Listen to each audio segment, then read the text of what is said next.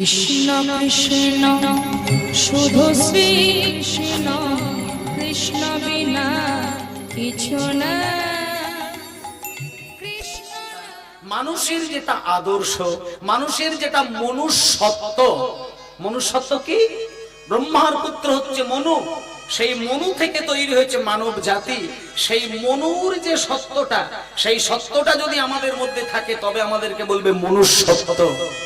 আর সেই সত্য যদি আপনি নষ্ট করে ফেলেন, আপনি যতই হরিনাম করেন আপনার হরিনামে মন থাকবে না। তাই জন্য এখানে সকল মা বাবাদের চরণে আমার অনুরোধ, আপনার কামনা বাসনাটাকে আপনার পরিধির মধ্যে রাখবেন। আপনার যদি মনে হয় আপনার রোজগার দোতলা বাড়ি বানাতে পারে না, আপনি দোতলা বাড়ি বানাতে যাবেন না। আপনার রোজগারে যদি আপনি গাড়ি কিনতে না পারেন, আপনি গাড়ি কিনতে যাবেন না। যতটুকু আছে ততটুকু গোবিন্দকে সেবা দিয়ে, যতটুকু আছে ততটুকু নিতাই গৌরের চরণে প্রসাদ লাগিয়ে আপনি আপনার সংসারকে তাল পাতার কুঁড়ে ঘর বানিয়ে রাখবেন। একটা কথা বলে দিই, শান্তিটুকু সংসারে রাখার চেষ্টা করবেন, অভাব আপনার জীবনে কোনোদিন যন্ত্রণা দেবে না।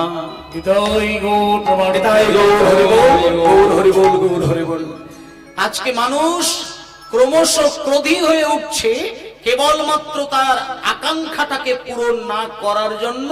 তার তীব্র যে যন্ত্রণা, সেই যন্ত্রণা মানুষের উপরে প্রভাবিত করে বেড়াচ্ছে। তাই ভক্তমণ্ডলী মায়েরা, চৈতন্যদেব শেখাচ্ছে বৈরাগ্য কাকে বলে। বৈরাগ্য কাকে বলে? বৈরাগ্য কাকে বলে না, বিষয়ের প্রতি অনাসক্তি তৈরি যে করতে পেরেছে তাকে বলা হয় বৈরাগ্য। তোমার যতটুকু প্রয়োজন ততটুকু দেখো, তার বাইরের প্রতি তোমার লোভ না থাকাই ভালো, এটা জানবে। ধর্মের মুখে চিন্তা করতে গেলে, ধর্মমুখী হতে গেলে, ধর্মকে ভালোবাসতে গেলে মানুষের মানবিকতার পূর্ণতার প্রয়োজন। যে পূর্ণতা মানুষের কামনা বাসনাকে নিঃস্ব করতে হয়। যদি বাসনা থাকতে হয় তাতে গৌর চরণ পাবার বাসনা, যদি বাসনা থাকতে হয় গৌর চরণ পাবার জন্য যে ভক্তি, ভক্তির বাসনা, বাসনা থাকতে গেলে গৌরের চরণের প্রসাদ পাবার বাসনা, এছাড়া অন্য কোনো বাসনা না থাকাই ভালো। এটাই গৌর প্রমাণ। তাই জন্য মায়েরা, সবাই মিলে আজকে আমাদের জীবনের শুরু ভোর যে সময় আপনি পাবেন, সেই সময় সবাই মিলে একটুখানি আমরা সবাই মিলে ভজ গৌরাঙ্গ লহ গৌরাঙ্গ কহ গৌরাঙ্গে নাম রে, ভজ গৌরাঙ্গ লহ গৌরাঙ্গ কহ গৌরাঙ্গী নাম রে, ভজ গৌরাঙ্গ লহ গৌরাঙ্গ কহ গৌরাঙ্গের নাম রে, ভজ গৌরাঙ্গ লহ গৌরাঙ্গ কহ গৌরাঙ্গের নাম রে। এই গানটা আপনাদের একটুখানি বলে দিই মায়েরা, এখানে ব্রহ্ম মুহূর্ত কারা ঘুমিয়ে থাকে আর কারা জেগে থাকে সেটা আমি জানি না, তবে আমি বলবো আমরা তো মানুষ, যাদের বাড়িতে গরু আছে, যাদের বাড়িতে ছাগল আছে, যাদের বাড়িতে পাখি আছে, তারা দেখবেন, একটু লক্ষ্য করে দেখবেন, ভোর 3:20 থেকে 3:40 এই টাইমটা মানুষ নাক ডেকে ঘুমায়, কিন্তু পশু পাখিরা কিন্তু ঘুমায় না। এই টাইমটাকে বলা হয় ব্রহ্ম মুহূর্ত। ব্রহ্ম মুহূর্ত কেন বলা হয়? ব্রহ্ম শব্দের অর্থ হলো পরম সত্য, পরম সত্যকে বলা হয় ব্রহ্ম মুহূর্ত। আর এই পরম সত্যের মুহূর্তে যদি মানুষ সত্যের সন্ধান করতে চায়, তাহলে সারাটা দিনের মধ্যে, রাত্রির মধ্যে একটা নির্দিষ্ট সময় আছে, যে সময় মানুষ ঘুমিয়ে না কাটিয়ে যদি শুধু বসে থাকে, তাকে সত্য এসে তার নিজের পথ খুলে দিয়ে নিজের চরণ বাড়িয়ে দেন। এবং আপনাদেরকে আমি একটুখানি বলে দিই, যেমন 1 ঘন্টা 12 ঘন্টায় দিন হয়, 12 ঘন্টায় রাত্রির হয়, মোট 24 ঘন্টা ধরে একদিন ধরা হয়। এবার বাবা, এই যে 3 ঘন্টা ছাড়া ছাড়া একটা করে প্রহর পরিবর্তন ঘটে। সকাল 6টা থেকে 9টা একটা প্রহর, 9টা থেকে 12টা দ্বিতীয় প্রহর, 9টা থেকে 12টা থেকে 3টে তৃতীয় প্রহর, আবার 3টে থেকে 6টা চতুর্থ প্রহর। এটা গেল দিনের রুটিন। আবার রাত্রিতে ওই সেম সিস্টেমেই থাকবে। তাহলে মোট 8টি প্রহর মিলে হচ্ছে 24 ঘন্টা। এবার আপনাদের এর মাঝখানে আরেকটা হিসাব দিয়ে দিই, 48 মিনিট অন্তর অন্তর একটা করে মুহূর্ত থাকে। আমরা অনেক সময় বলি না যে আমি তোর জন্য এক মুহূর্তও টিকতে পারি না। এই যে মুহূর্তটা কাকে বলে? মুহূর্তের সময়সীমাটা হচ্ছে 48 মিনিট। 15টা মুহূর্ত মিলে হচ্ছে একটা দিন, আর 15টি মুহূর্ত মিলে হচ্ছে একটা রাত। 48 মিনিটে হচ্ছে একটা মুহূর্ত। এবার আপনাদের একটা মূল্যবান সময় আমি বলে দিচ্ছি। সূর্য উদয়ের 92 মিনিট আগে থেকে সূর্য উদয়ের 48 মিনিট আগে পর্যন্ত যে টাইমটা আপনারা পাবেন, এখানে আমি প্রত্যেকটা মা বাবাদেরকে বলছি, এই টাইমটাতে চেষ্টা করবেন একটুখানি ঘুম থেকে উঠে আপনার বাসি বিছানাতেই বসে একটু হাত জোড় করে গৌর হরির স্মরণ নিয়ে নেওয়া। কারণ এই সময়টা ভগবান এত বেশি উদার হয়ে যায়, এত বেশি দয়াশীল হয়ে পড়ে যে এই সময় যদি কেউ একবার তার নাম ধরে ডাকে, তিনি অযাচিত ভাবে তার হৃদয়ের ভক্তি সম্পদ তার হৃদয়ে দান করেন। এবং আমি আপনাদের এখানে মায়েদেরকে বা বাবাদেরকে বলছি, আমার নিজের ঠাকুরমা ছিলেন, আমার নিজের ঠাকুরমা যত রাত্রিতেই ঘুমাতে যাক, ভোর 3:30 বেজে গেলে আমার ঠাকুরমাকে বিছানায় কেউ শুইয়ে রাখতে পারতেন না। আর আমার ঠাকুরমার একটা রুটিন ছিল কি, প্রত্যেকদিন ভোর 3:30 উঠবে, উঠেই শঙ্খ বাজাবে। এটা অনেক মায়েদের এখনো পর্যন্ত আমি চল দেখেছি, কিন্তু এখন এই প্রজন্মের ছেলে মেয়েরা আর কিন্তু ভোরে ওঠে না। কারণ এদিকে ফোন নিয়ে কাটাতে কাটাতে ভোর হয়ে যায়, মানে 2টো পর্যন্ত শুধু মানে চ্যাটিং করতে সময় লাগে, তারপরে ঘুম হয়, তারপরে ওই 11টার সময় ঘুম থেকে উঠবে, স্বামী চা করে বউকে ডাকবে, শ্যামলী ওঠো, চা হয়ে গেছে। এবার বউকে চা খাইয়ে দিয়ে তবে সে অফিসে যাবে, মানে সিস্টেম পুরো পাল্টে গেছে। আমার ঠাকুমাদের কালে ছিল ঠাকুমা উঠে দাদুকে জাগায়, আর এখন দেখছি স্বামী উঠে তার স্ত্রীকে ডাকে। তাহলে এরকম একটা রুটিন, এইরকম দিন যেদিন থেকে আসলো, মানুষের জীবন থেকে শান্তি কিন্তু দূর হয়ে গেল। কিন্তু আমি আপনাদের বলে দিচ্ছি মায়েরা, এখন যারা এই কম বয়সী ছেলে মেয়ে আছে তাদেরকে বলে দিই, সংসারে শান্তিটাকে ধরে রাখতে গেলে প্রত্যেক দিন ব্রহ্ম মুহূর্তে মিনিমাম অন্তত 10টা মিনিটের জন্য জেগে বসবে। আর ওই 10টা মিনিটের জন্য বসে আপনি 21টা দিন করেন, আমি আপনাদের এই স্টেজে দাঁড়িয়ে গ্যারেন্টি দিয়ে একটা কথা বলে যাচ্ছি, 21টা দিন আপনি কাজটা করবেন, তারপর আমাকে ফোন করে জানাবেন আপনি জীবনে কিছু পেয়েছেন কি পাননি। যেমন চোখ দিয়ে দেখা জিনিসগুলো কিছু জিনিস পেলে দেহের ক্ষতি হয়, তেমন না দেখার মধ্যেও প্রকৃতিতে এমন কিছু জিনিস আছে যা তোমার সচেতনতার অভাব যদি থাকে, সেই না দেখা জিনিসও তোমার মনের মধ্যে গিয়ে তোমার মনের ক্ষতি হতে পারে। সবই যে দেখলে সত্য তা কিন্তু নয়, বাতাস দেখা যায় না তা বলে কি সত্য নয়? সেরকম অনেক অশুভ শক্তি আছে যেটা তুমি বুঝতে পারো না, তোমার ওই শরীরের মধ্যে গিয়ে তোমার মনকে দংশন করছে, তোমার জীবনকে ধ্বংস করছে। তাই তোমাকে কিন্তু সেই জায়গাগুলো পরিষ্কার করতে হবে। তাই বাবা, প্রত্যেকদিন ভোর 3:20 থেকে 3:40 এই টাইমটা একবারটি আপনারা আপনার বেডরুমেই বসে থাকবেন, দরকার নেই ঠাকুর ঘরে যাবার। যদি মনে হয় যে ওই সময় বাথরুম পেয়ে গেছে, আমি বলে দেবো আপনি বাথরুমেই যান, বাথরুমে গিয়েই এটা করবেন। বাথরুমে বসে বসে পায়খানা করতে করতে যদি ভগবানের নাম মনে হয় করবেন, আপনি চালিয়ে যেতে পারেন, ভগবান পায়খানা ঘরে ঢুকেই আপনাকে কৃপা করবেন। ভক্তের মনের ব্যাকুলতার নয়নের ধারা যদি সদাই গড়াতে থাকে, আপনি ঠাকুর ঘরে আছেন কি পায়খানা ঘরে আছেন, ভগবান সেটা দেখতে ভুলে যান। ভগবান ভক্তের ব্যাকুলতাটা দেখেন, চোখের জলটা দেখে, আর কিচ্ছু দেখেন না। তুমি যতই দামি শাড়ি দিয়ে তাকে সাজাও, দামি রত্ন দিয়ে তার হাতে সাজিয়ে দাও, দামি মিষ্টি দিয়ে তাকে ডাকো, ওগুলো ভগবানের কোনো অংশে কাজে লাগে না। যখন তোমার চোখ থেকে রসধারা বিগলিত হবে, তখন ভগবান কেঁদে গিয়ে তোমাকে কৃপা করবেন।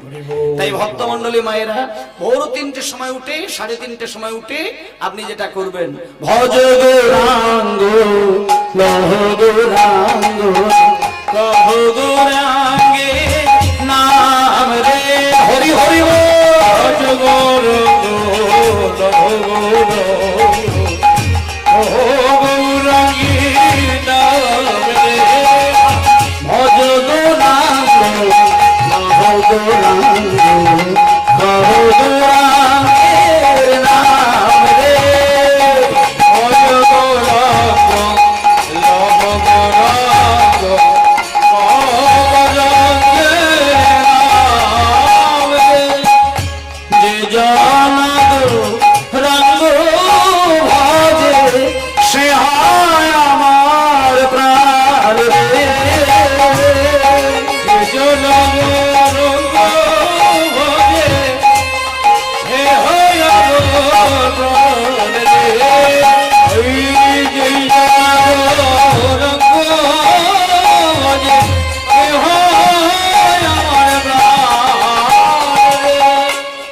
আচ্ছা, সবাই মিলে একটু হাতে একসঙ্গে যদি হাত স্পর্শ করে একটু তালি দিতে পারেন, আমার মনে হয় আমাকে খুশি নয়, চৈতন্যদেবকে আপনি বড় খুশি করবেন।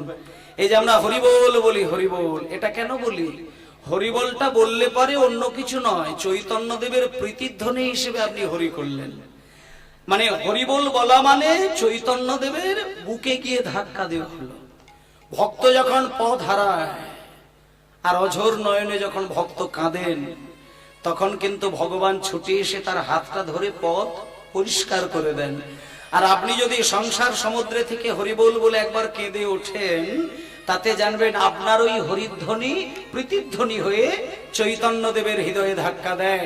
আর যখনই চৈতন্যদেব বুঝতে পারেন, তখন তিনি কৃপা করার জন্য কৃপার বর্ষণ ঘটিয়ে দেন। তাই আপনারা এই হাতে তালিটা দেবেন। সবাইকে একটু বলি, যখন আপনি ভগবানের নাম নিতে গিয়ে তালি দেবেন, তখন কিন্তু আঙুলগুলো যেন ছড়িয়ে না থাকে। এটা আপনাদের একটু বলে দিচ্ছি নিয়মগুলো। কিছু মাঙ্গলিক কর্মে আমাদের বিধি নিয়ম মানতে হবে। আপনি হাতের আঙুল ছড়িয়ে দিয়ে যদি তালি দেন, ওই তালিটা কোনোদিন আপনার ভক্তি উদয় হওয়ার কাজে কিন্তু কাজ দেবে না। আর আপনি হাতটাকে যদি এরকম কেরিয়ে এইভাবে যদি করেন, তাতেও কিন্তু আপনার হবে না। আপনাকে এমন ভাবে হাতে তালি দিতে হবে যে তালির শব্দটা কেবলমাত্র ধর্ম বা গোবিন্দ সেবার দিকে যেন যায়। তার জন্য আপনাকে এইভাবে আঙুল স্পর্শ করে সুন্দর করে এইভাবে আপনাকে তালি দিতে হবে, আর মুখে তার নাম গাইতে হবে। আপনি নিজে প্রমাণ করে দেখবেন। আপনি এইভাবে তালি দিতে দিতে নাম করবেন, প্র্যাকটিক্যালটা দেখে নেবেন। আবার এইভাবে তালি দিতে দিতে নাম করবেন, পরক্ষণে আপনি এইভাবে তালি দিবেন। আপনি বুঝতে পারবেন যখনই এইভাবে তালি দেওয়া শুরু করলেন, আপনার ভেতর থেকে ভক্তিটা ক্রমশ বিগলিত হচ্ছে। এইভাবে তালি দিলে আপনার ভেতরে থাকা যে সুপ্ত যে ভক্তিটা, ওটা জাগরিত হয়, মোহঘুমটা ভেঙে যায়। সবাই মিলে বলবেন, যে জনাঙ্গ ভাজে সে হয় আমার প্রাণ রে, যে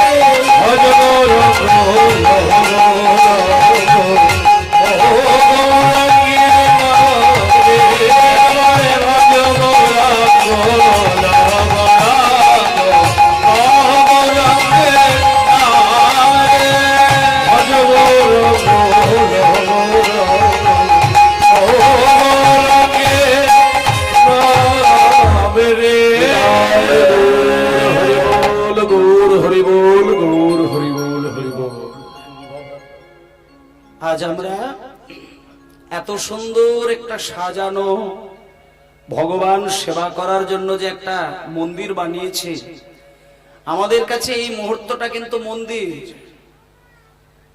কারণ ভগবানকে সেবা দিতে গেলে, ভগবানকে রাখতে গেলে এটা একটা মন্দির প্রতিষ্ঠা করতে হয়।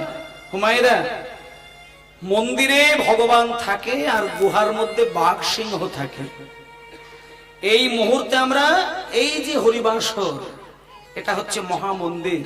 কারণ এখানে হরির নামের দ্বারাই হরি গোলক থেকে নামবেন, আর সেই হরিকে নামিয়ে নিয়ে এসে মানুষ কিন্তু তার চরণ সেবা করবেন। কেমন করে সেবা করবেন? মন্ত্র পাঠ করে করবে, ধূপকাঠি জেলে করবে। ভগবানকে সেবা অনেক দিক দিয়ে করা যায়।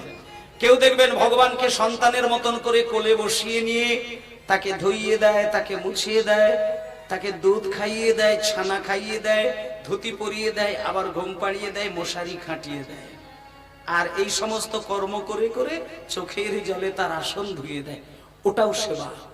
আবার অনেকে দেখবেন হোমযজ্ঞ করে, যখন ব্রাহ্মণ হোমযজ্ঞ করে, যিনি বাড়ির কর্তা তিনি পাশে বসে বসে সমস্ত মন প্রাণের সমস্ত কিছু চিন্তা সব ওই হোমযজ্ঞের মধ্যে ঢেলে দেয়। এখানে হোমযজ্ঞ কেন করেন? বাড়ির মধ্যে যখন হোমের আগুন জ্বলে, তোমার মধ্যে থাকা প্রত্যেকটা মানুষের বছরে একবার বাড়িতে হোমযজ্ঞ করার দরকার। এই যে চাঁচর হয়ে গেল গত কয়েকদিন আগে, চাঁচরে আগুন জ্বালানো হচ্ছে কেন? এর কিন্তু গূঢ় তত্ত্ব রয়েছে। মানুষ কেন চাঁচরে আগুন ধরিয়ে দেয়, কেন আগুনের এত আলোতে মানুষ দাঁড়িয়ে থাকে, কেন আগুনের তাপ মানুষ খায়, এর মধ্যে দিয়ে অনেক তত্ত্ব লুকিয়ে রয়েছে। চাঁচর বছরে একবার হয়, প্রত্যেকটা বাড়ির উঠানেতে চাঁচর জ্বালাতে হয়, এবং ওই আগুনের সামনে দাঁড়িয়ে নিয়ম আছে, চাঁচরের দিনে আমরা খড়ের গাদা থেকে খড় টেনে নিয়ে এসে, তালপাতা টেনে নিয়ে এসে, কলা গাছের শুকনো পাতা নিয়ে এসে আমরা জ্বালাই, কিন্তু নিয়ম কিন্তু ওটা নয়। নিয়ম হচ্ছে বাড়ির মধ্যে সব থেকে পুরানো পুরানো পোশাক যেগুলো আর ব্যবহার হয় না, সেগুলো কিন্তু এক জায়গায় করে জ্বালিয়ে দিতে হয়। অনেক জায়গায় এগুলো চল আছে। আবার এগুলোর মধ্য থেকে একটা বিধান আছে যে চাঁচর হয়ে আগুন ধরিয়ে দেওয়ার মূল কারণটা হচ্ছে এটা বাইরে থেকে আগুন ধরানো নয়, এটা তোমার ভেতরে আগুন জ্বালাতে হয়। কিসের আগুন? না, মানুষ বর্তমানের মধ্যে বেশি থাকতে চায় না, মানুষ স্মৃতির জগতে বেশি থাকেন, কল্পনার জগতে বেশি থাকেন। বর্তমান জগতে সময় কিন্তু মানুষ বেশি দেয় না। আজকে যে কোনো মানুষকে প্রমাণ করে দেখবেন 24টা ঘন্টার মধ্যে কতক্ষণ তার চিন্তাটা কল্পনার জগতে থাকে আর স্মৃতিতে থাকে, একটা চিন্তা করে দেখবেন। এবার প্র্যাকটিক্যাল চিন্তা ভাবনা, মানুষের বেশিরভাগ টাইম হয় সে কল্পনার জগতে নিজেকে ভাসিয়ে রেখেছেন, আর তা না হলে ঘটে যাওয়া কোনো স্মৃতির জগতে ভাসিয়ে রেখেছেন। বর্তমানে কিন্তু খুব সামান্য সময় কিন্তু নিজেকে দেন। তাহলে এই যে অতীতকালের ঘটনাকে বেশি বেশি করে মনে করে নিজেকে বিধ্বস্ত হয়ে থাকা, আর কল্পনার জগতে পৌঁছে যাওয়া, সেখানে থেকে নিজেকে বিধ্বস্ত হওয়া আর বর্তমানকে ধ্বংস করা, এইটাই মানুষের সব থেকে ধ্বংসের কারণ। তাই এই চাঁচড়ির মধ্য দিয়ে বলতে চাইছে, যা তোমার ভাবার নয় তা তুমি ভাবছো, যা তোমার হওয়ার নয় তা তুমি হতে চাইছো, যা তোমার করার নয় তা তুমি করছো, যা স্মৃতিতে ঘটে গেছে যা তোমার মনে করার নয় সেটা তুমি মনে করে পাগল হচ্ছ। বছরে একবার যেদিন চাঁচর হবে, সেদিন তুমি তোমার জীবনের ঘটে যাওয়া সমস্ত জঞ্জালকে ভেতর থেকে চোখ বন্ধ করে তুমি পুড়িয়ে ছাই করে দাও। পরের দিন থেকে তুমি নতুন করে রং তুলে মেখে তোমার জীবনকে নতুন করে রঙে সাজিয়ে তোলো। এইভাবেই চাঁচর আব্দুলের বিবরণ। মানুষকে নিজেকে বছরে একবার করে সংস্কার করতে হয়, নিজ দায়িত্বে, নিজ বুদ্ধিমত্তা দিয়ে, নিজ শক্তি আর নিজের জ্ঞান দিয়ে নিজের ভেতর থেকে ঘটে যাওয়া সমস্ত দূষিত কর্ম তুমি পুড়িয়ে দাও, আর পরের দিন থেকে নিজেকে নতুন করে জীবনটা সাজাও। এইভাবে নিজেকে সাজিয়ে দেখো, তারপরে তুমি ধর্ম পালন করো। দেখো তোমার জীবনের বাতি তুমিই জ্বেলে দিতে পারবে, কাউকে ডাকার দরকার হবে না। মানুষ নিজে পারে নিজেকে রাজা বানাতে, মানুষ নিজে পারে নিজেকে ভগবানের আসনে বসাতে, মানুষ নিজেকে পারে নিজেকে মুনি ঋষির আসনে বসাতে, আবার মানুষ নিজেই পারে অমানুষ হয়ে দাঁড়াতে। আর সেজন্য চৈতন্য মহাপ্রভুর আজকে কীর্তন। তাই মায়েরা, সমস্ত কথা বলা যাবে না, কিছু কিছু পয়েন্ট অনুসারে কটা কথা বা তত্ত্ব কথা বলবো। তাই এই বছর থেকে আপনারা চিন্তা করবেন যে চৈতন্য মহাপ্রভু তো আমাদের মূল ভগবান, ওনাকে বাদ দিয়ে তো কিছু হবে না। আর ভগবানকে সেবা দিতে গেলে কিচ্ছু করার দরকার নেই, কারণ কর্মব্যস্ততার যুগে মানুষ কিন্তু ওই ঈশ্বরের পিছনে সময় দিতে কিন্তু চেষ্টা করলেও পারে না। মানুষ খাওয়াতে যতটা মনোনিবেশ ঘটায়, রোজগার করতে গেলে যতটা একাগ্রতা দেখায়, ভগবানের কাছে জপের মালায় নাম নিতে গেলে কিন্তু মানুষ তার কণামাত্র কিন্তু ধৈর্য দেখাতে পারে না। তাহলে এটা হয় কেন? এটার একমাত্র কারণ মানুষ নিজের পিপাসা কামনাতে নিজেকে সম্পূর্ণ ডুবিয়ে রেখেছেন। এই ক্ষেত্রে চৈতন্যদেব বলছে, ওগো তোমাকে মন্দির বানাতে হবে না, তোমাকে জপের মালায় নাম করতে হবে না, তোমাকে তুলসী মালা নিতে হবে না, তোমাকে কিচ্ছু করতে হবে না। বছরে যখন কোথাও হরি নামের বাসর হবে, কোথাও যখন কীর্তন হবে, যতক্ষণ হরিনাম হবে তুমি ততক্ষণ কীর্তন শুনতে শুনতে শুধু নয়ন ধারায় তোমার দেহটা ভাসাবে। কারণ ভগবান একটা জিনিস বলেছেন, যদি কোনো মানুষ আমার কথা শুনতে শুনতে চোখ থেকে দুফোঁটা জল বিগলিত করে, আমি কথা দিলাম আমি তার হৃদয় মন্দিরে বসে সারাটা জীবন ধরে তার নাম ধরে আমি কেঁদে যাব।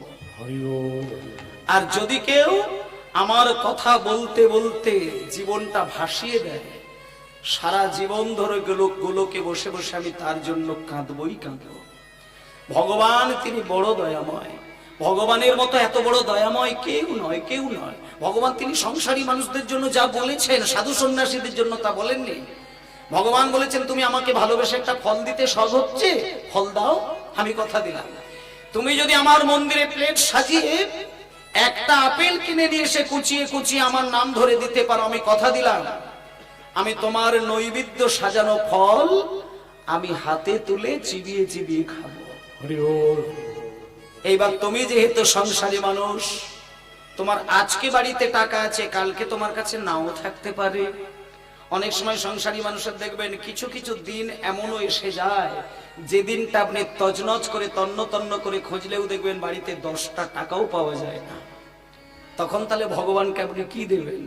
সেই ক্ষেত্রে ভগবান বলেছেন, যারা সংসারে চাপে পড়ে ফল কিনতে পারে না তাদের অত চিন্তা করার দরকার নেই। একবার ফুলের বাগানে যাবে, ফুলের বাগান থেকে একটা ফুল খসিয়ে আনবে, সেই ফুলটাই আমার চরণে দেবে, আর শুধু মনে মনে আমাকে বলবে, ঠাকুর আজ আমি তোমাকে কিচ্ছু দিতে পারছি না, শুধু একটা ফুল দিয়ে তোমাকে সেবা দিচ্ছি ঠাকুর, আমি কথা দিলাম তোমার ওই নিবেদন করা ফুল আমি বাচ্চা শিশুর মতন হামাগুড়ি দিতে দিতে গিয়ে তুলে নিয়ে মুখে পড়ে দেব। যেমন শিশু কোনটা খাদ্য আর কোনটা অখাদ্য শিশু কিন্তু বোঝে না।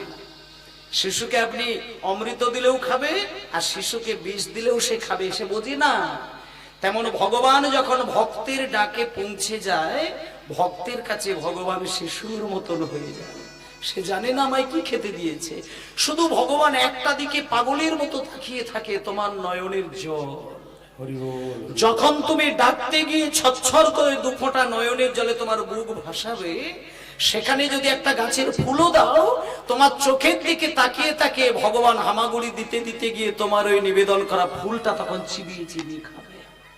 আরো বলেছেন, ফুল দিতে না পেরে শুধু যদি আমার চরণে 2টো তুলসী পত্র দেয়, আমি সেই পাতাও চিবিয়ে খাই।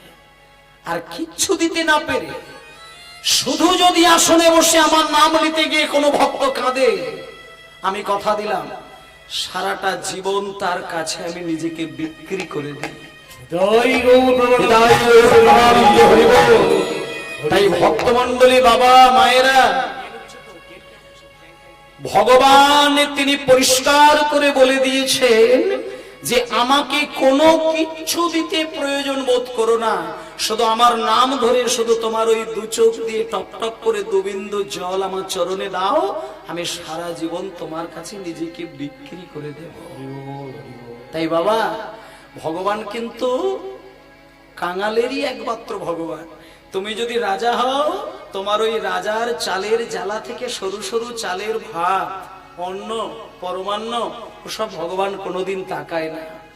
যখন নদিয়ার নবদ্বীপের চাঁদগাছিকে উদ্ধার করেছিলেন চৈতন্যদেব, যখন জগাই মাধাইকে হরিনাম দিয়েছিলেন চৈতন্যদেব, তখন নদিয়ার নবদ্বীপের সবথেকে কোটিপতি যারা, তারা সচিমাকে গিয়ে বলেছিল, মা তোমার নিমাই জগাই মাধাইকে হরিনাম দিয়েছে, তোমার নিমাই চাঁদগাছিকে হরিনাম দিয়েছে, নবদ্বীপ কত শান্ত, তাই আমরা কোটিপতি মানুষ নদিয়া, আমরা নিমাইকে নিমন্ত্রণ দিয়ে গেলাম, নিমাই দুপুর বেলা গিয়ে যেন আমাদের বাড়িতে সেবা পায়।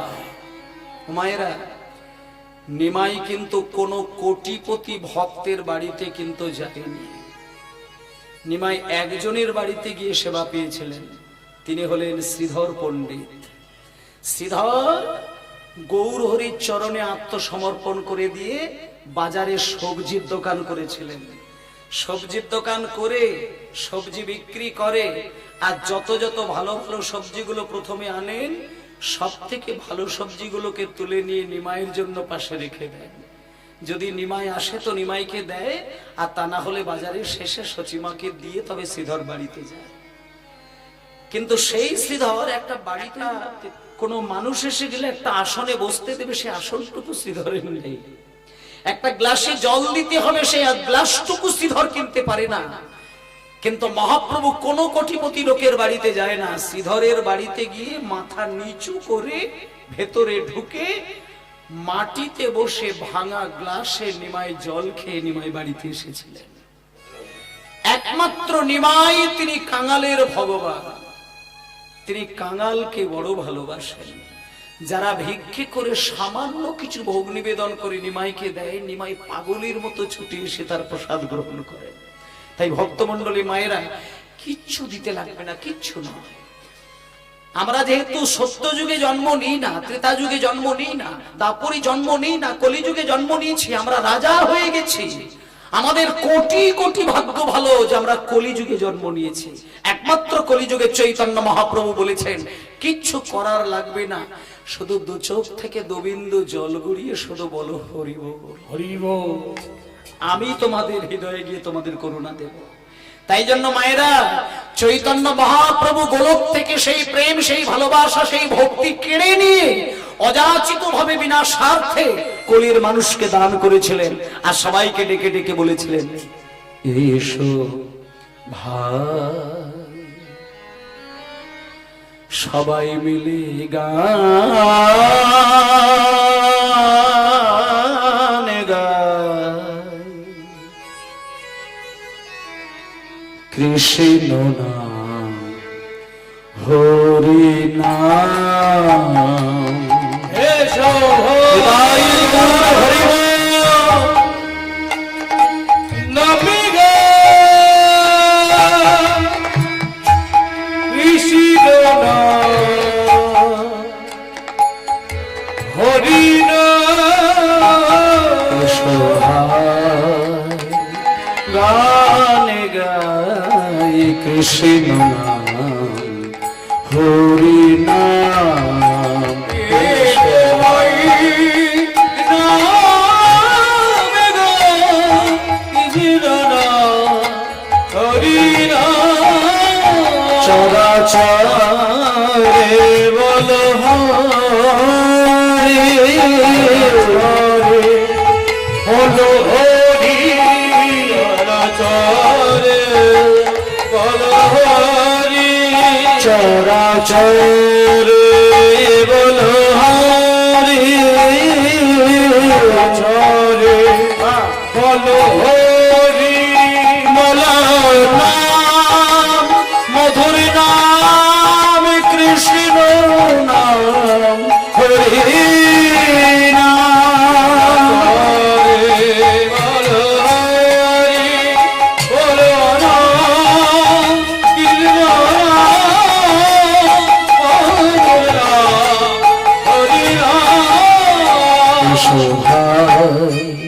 গান গাই, কৃষ্ণ নাম হরি নাম,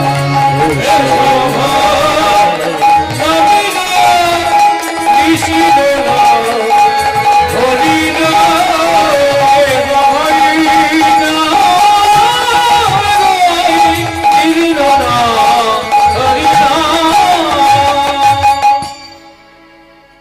হরিনাম হরিনাম হরিনাম হরিনাম। আজকে যে হরিনাম শোনার জন্য আজকে আমরা পাগল হয়ে বসে আছি, এই হরিনাম শোনার জন্য রামকৃষ্ণদেব মাথা নিচু করে বসে থাকতেন। রবীন্দ্রনাথ ঠাকুর তিনি একাসনে বসে মাথা নিচু করে কীর্তন শুনতেন। বিবেকানন্দ তিনিও জীবনে কীর্তন শুনেছেন। তাহলে রামকৃষ্ণদেব, বিবেকানন্দ, রবীন্দ্রনাথ ঠাকুর এনারা ছিলেন একনিষ্ঠ কীর্তনের শ্রোতা। আর আমরা কীর্তন শুনতে গেলে মন ধৈর্য হারা হয়ে যায়। তবে একটা জিনিস আমি বলতে পারি, যে ভক্ত কীর্তনে মন ডুবিয়ে দিয়ে শুনতে পারে, আর কীর্তন শুনতে গিয়ে 3টে ঘন্টা তো গান হবে, 3টে ঘন্টার মধ্যে কোনো একটা মুহূর্তে যদি কারোর মনটা দুলে যায় আর চোখ থেকে তার অজান্তেই এক ফোঁটা জল গড়াতে শুরু করে, জানবেন হরিনামের আসরে বসে যদি কেঁদেছেন তো ওই চোখের জল আপনার বদনও নয় আর আপনার বক্ষও নয়। কীর্তনাসরের চোখ ভেজা জল সরাসরি নিতাই গৌরের চরণ ধুয়ে দেয়। আপনি কৃপা লাভ করবেন। ভক্তমণ্ডলী মায়েরা, এই মেদিনীপুর জেলা বড় পবিত্র জেলা। কত মহান মহান ব্যক্তি এই জেলায় জন্ম নিয়েছেন, তাদের হৃদয়ের সম্পদ চরণের ধুলো এই জেলায় রেখে দিয়ে গেছেন। আজকে দেখুন পঞ্চতত্ত্ব, আপনারা যে পঞ্চতত্ত্বের ছবি দেখেন, যেখানে চৈতন্য মহাপ্রভু সবার মাঝখানে থাকেন, তারপরে ডান দিকে থাকেন নিত্যানন্দ, শ্রীবাস, অদ্বৈত, গদাধর। ও মায়েরা, এই যে চৈতন্যদেব, নিত্যানন্দ, শ্রীবাস, গদাধর, এই যে পাঁচটা শক্তিকে সাজিয়ে আমরা পঞ্চতত্ত্ব বানাই। তত্ত্ব মানে সত্য, পঞ্চ সত্য শক্তির প্রকাশ, পঞ্চ ভগবান। তাহলে এই যে পঞ্চতত্ত্বকে সাজানো হয়েছে, এদের মধ্যে সব থেকে বয়স্ক যে মানুষটা দেখতে পাবেন, বয়স্ক, যার নাম, তার নাম হলো অদ্বৈত আচার্য ঠাকুর। অদ্বৈত আচার্য ঠাকুর কিন্তু এমনি সামান্য ভাবে আপনারা দেখবেন না। এই যারা ব্রাহ্মণ হয় তাদের দেখবেন গলার মধ্যে 9টা সুতো থাকে, কিন্তু অদ্বৈত ঠাকুরের যে পৈতেটা ছিল তাতে কিন্তু 9টা সুতো ছিল না। অদ্বৈত ঠাকুরের পৈতের মধ্যে 12টি সুতো ছিল। মানে একেবারে চরম শ্রেষ্ঠ ব্রাহ্মণ যিনি হবেন, তার 12টা সুতো দিয়ে তৈরি করা পৈতে থাকে। মানে এমনি 9টা সুতো মানে 9টা গুণ, আর 12 সুতোর ব্রাহ্মণ মানে 12টি গুণ সম্পন্ন ব্যক্তি। মানে অতিরিক্ত 3খানা গুণ তার বেশি থাকে। সেই অতিরিক্ত 3টে গুণ কি? সত্য, সন্তোষ, দয়া। মানে সত্য কথা বলা, সত্য পথে চলা, এটা একটা উচ্চ স্তরের ব্রাহ্মণের তার আচরণের মধ্যে পড়বে। এটা 1 নম্বর। সন্তোষ, সারা জীবন খুশি খুশি ভাবে থাকবে।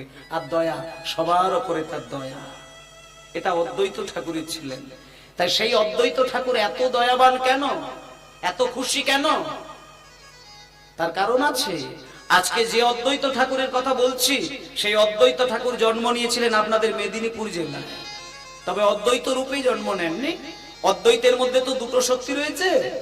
অদ্বৈতের মধ্যে 2খানা শক্তি আছে। এক হচ্ছে শঙ্খচক্র গদাপদ্মধারী নারায়ণ, আর এক দিকটা আছে দেবাদিদেব মহাদেব। মানে অনেকে বলে অদ্বৈত ঠাকুর শিব ঠাকুর, কথাটা মিথ্যে নয়, কিন্তু আরো একটা রয়েছে। সত্যযুগের যিনি নারায়ণ মহাবিষ্ণু, সেই বিষ্ণু আর শিব একই শক্তির মিলিত শক্তি হলো অদ্বৈত ঠাকুর। সেই সমুদ্র মন্থন করেছিল, সমুদ্রের মধ্যে ভালো জিনিসগুলো ডুবিয়ে দিয়েছিলেন দৈত্যগণ। এবার সমুদ্র মন্থন করতে গিয়ে একটা বাসুকী নাগ নামে একটা সাপের মুখের দিকে ধরেছিলেন তারা, দৈত্যগণ। সাপের মুখের দিকে দৈত্যগণ ধরে টানাটানি করেছিলেন, আর সাপের লেজের দিকে ধরেছিলেন দেবতাগণ। ও মায়েরা, এবার লেজের দিকে আর মুখের দিকে টেনেছেন, মাঝখানে ছিল বাসুকী নাগকে দড়ি করে মন্দার পর্বতকে তুলে রেখে সমুদ্রের মাঝখানে বসিয়েছিলেন। যেমন বাবা, হাঁড়ির মধ্যে আলু পটল যদি আপনি ভাতে দিয়ে দেন, আর একটা ডালের কাঁটা দিয়ে যদি ভালো করে ভাতটাকে ঘুটে পাক মেরে দেন, দেখবেন দুম করে আলু বা পটল গুলো উপরের দিকে উঠে আসবে, আর তখন আপনি টপাস করে তুলতে পারবেন।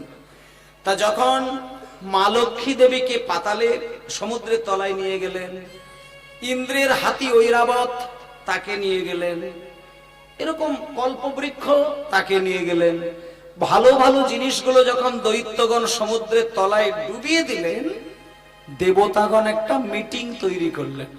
দেবতাগণ ঠিক করেছেন, ভালো জিনিসগুলোকে দৈত্যগণ যেহেতু সমুদ্রের তলায় ডুবিয়ে দিয়েছে, সেগুলোকে আমাদেরকে উদ্ধার করতে গেলে আমাদেরকে একটা কাজ করতে হবে। কি কাজ? না, আমরা পুরো সমুদ্রটাকে তোলপাড় করে দেব। এবার কি করে তোলপাড় করবে? সকলে মিলে চিন্তা করলো, মন্দার পর্বতকে তুলে নিয়ে এসে সমুদ্রের মাঝখানে বসাবো। এবার মন্দার পর্বতের গায়ে একটা দড়ি জড়াবো। দড়িটা কাকে করবে? এত বড় দড়ি পাবে কি করে? দড়িটা পাওয়া গেল, বাসুকী নাগকে দড়ি করা হলো। এইবার বাসুকী নাগকে দড়ি করে মন্দার পর্বতের গায়ে বেষ্টি করে জড়িয়েছে। এবার একদিকে রয়েছে দৈত্যগণ, আর একদিকে রয়েছেন দেবতাগণ। এবার মায়েদেরকে বলি, পর্বতকে যদি সমুদ্রের তলায় রেখে বনবন বনবন করে ঘোরায়, সমুদ্রের তলাটা ধীরে ধীরে বসে যাবে না, পৃথিবীটা ছিদ্র হয়ে যাবে। এবার যখন ক্রমশ পর্বতটা বসে যাচ্ছে, পৃথিবী ছিদ্র হয়ে যাচ্ছে, তখন ভগবান বিষ্ণু বললেন, দাঁড়া, আমি কূর্মরূপ ধারণ করে সমুদ্রের তলায় গিয়ে বসবো। আমার পিঠের উপরে মন্দার পর্বত রেখে ঘোরাবে, যতই বনবন করে ঘুরুক না কেন আমার পিঠ কোনোদিন ফুটো হবে না। হরি বল, হরি বল। ওই কূর্ম মানে কি? কচ্ছপ।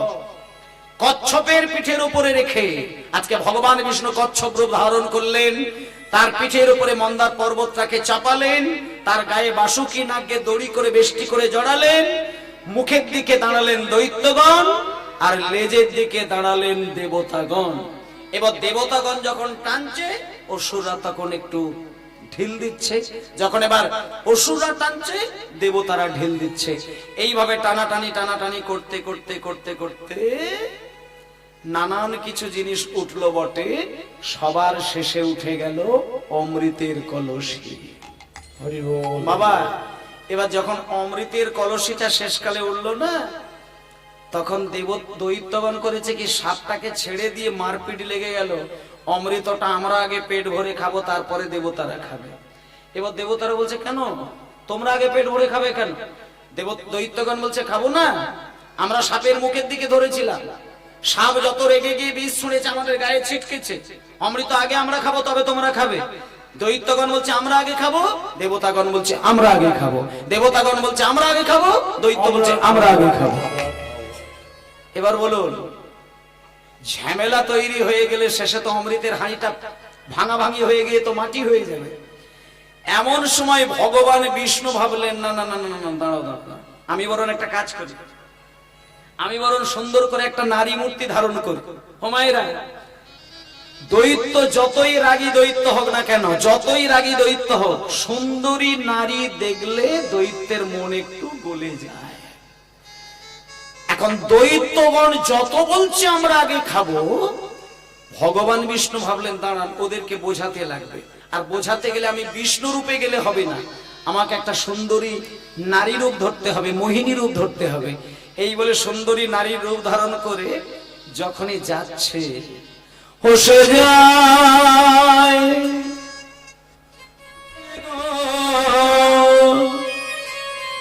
যায় যায় যায় গো, নেচে যায়, নেচে নেচে যায় মোহিনী, নেচে নেচে যায়। হরি হরি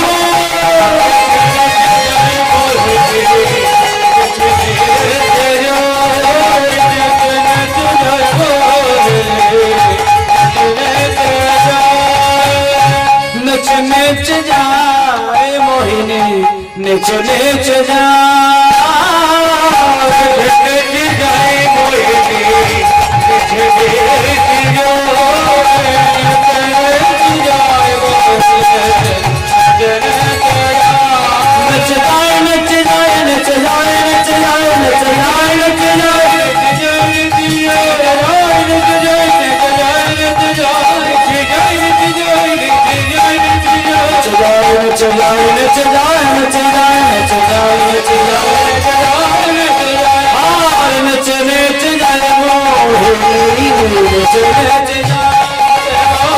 নেচে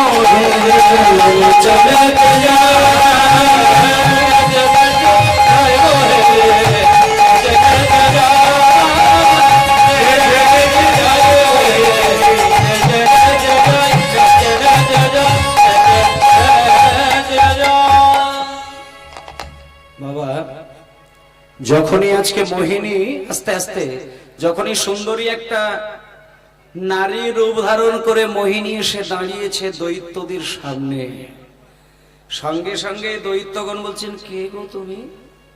এই এত সুন্দর নারী তো এতক্ষণ ছিল না, কে তুমি? তখন মোহিনী বলছে, আমার নাম মোহিনী। মোহিনী? আচ্ছা, তা মোহিনী তুমি এইখানে এসে দাঁড়িয়েছো কেন? সঙ্গে সঙ্গে মোহিনী বলছে, আমি কেন দাঁড়িয়েছি বুঝতে পারছো না?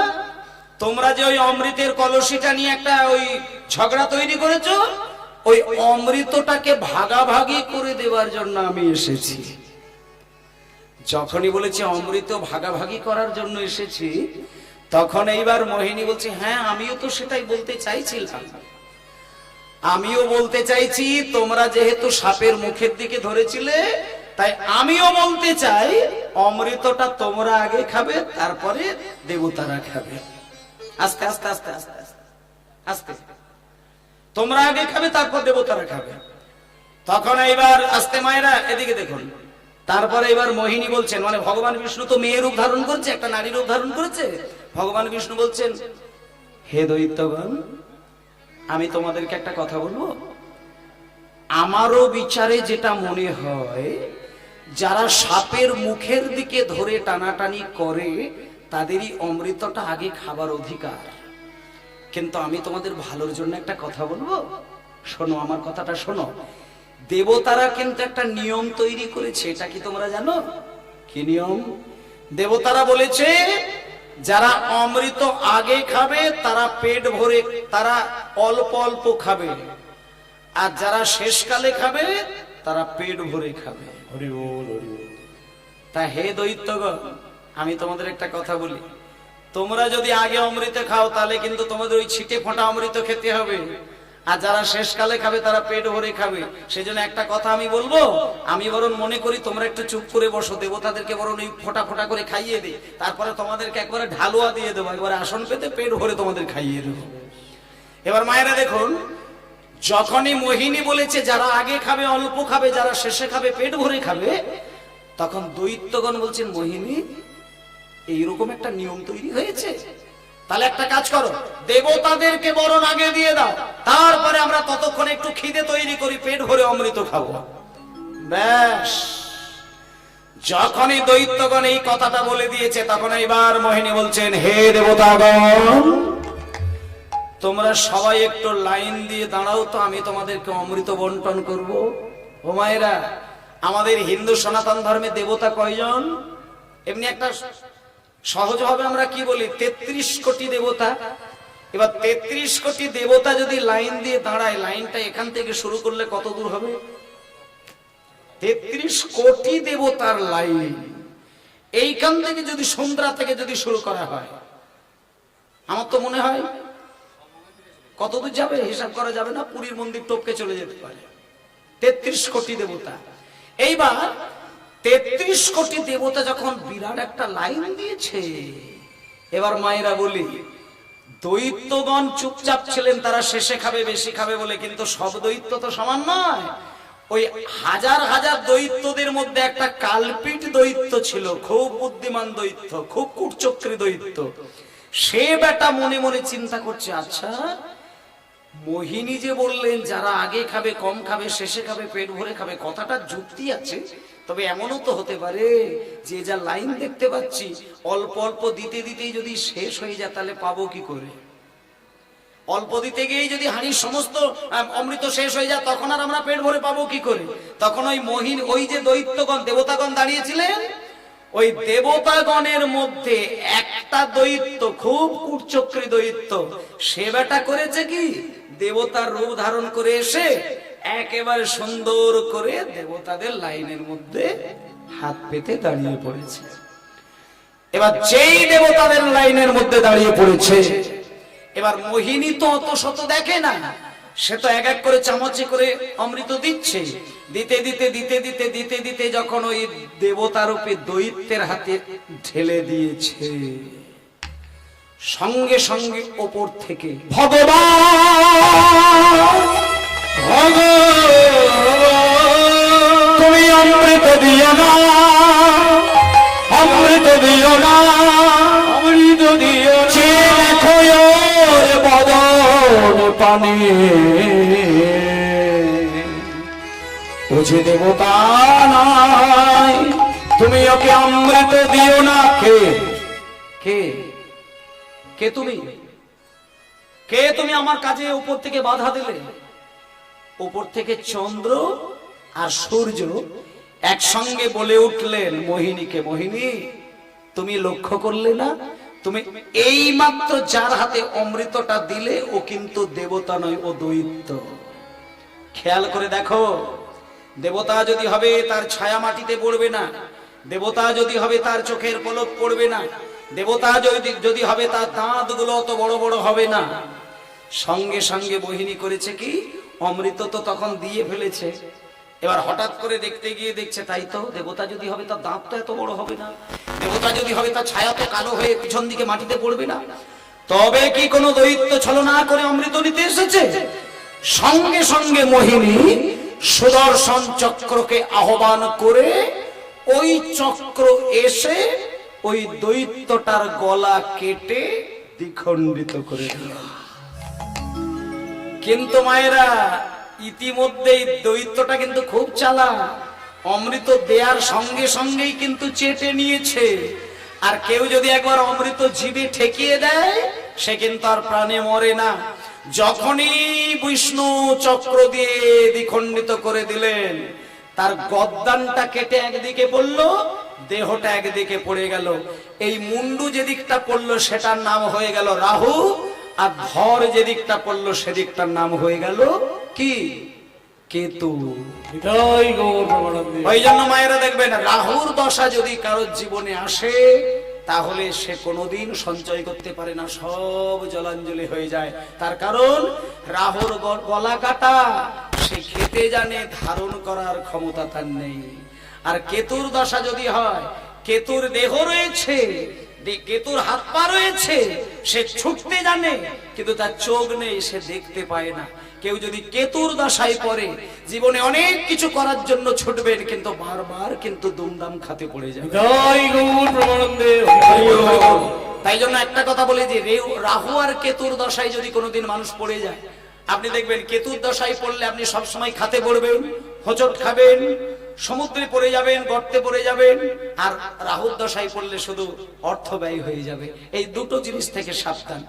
এবার আমি বলে দিই, কেতুর দশায় কারা পড়েন আমি বলে দিই। যে সমস্ত ব্যক্তি কেতুর দশার মুখোমুখি হয়, যারা বেশি সর্বদাই অপরের নিন্দে করা নিয়ে নিজেকে সুখভোগ করেন, তাদের জীবনে কেতুর দশা আসার সম্ভাবনা 99% রয়েছে। আমি বলে দিই, আমি মানুষ, আপনিও মানুষ, আমিও ভালো মন্দ নিয়ে চলাফেরা করি, আপনারও ভালো মন্দ গুণ নিয়ে আপনি চলাফেরা করছেন। আপনি মানুষ হয়ে মানুষের নিন্দে কাজে যদি মন বেশি বসিয়ে রাখেন, আপনি তৈরি থাকবেন আপনি কেতুর সঙ্গে কিন্তু সম্পর্ক তৈরি করছেন। যে যত বেশি পরের সমালোচনায় নিজেকে আনন্দ পায়, যে যত বেশি পরের দুঃখ পেলে নিজেকে সুখী বোধ করেন, যে যত বেশি অপরের ক্ষতি করে দিয়ে নিজেকে রাজা বলে মনে করেন, সে কিন্তু কেতুর দশায় পরিপূর্ণ ডুবে থাকেন। আর কেতুর দশা জীবনে যদি কারোর এসে যায়, সে হাই হাই করে চারিদিক ছুটবে, বারবার কিন্তু খাতে পড়বে। কারণ কেতু ছুটতে জানে, দেখতে পায় না।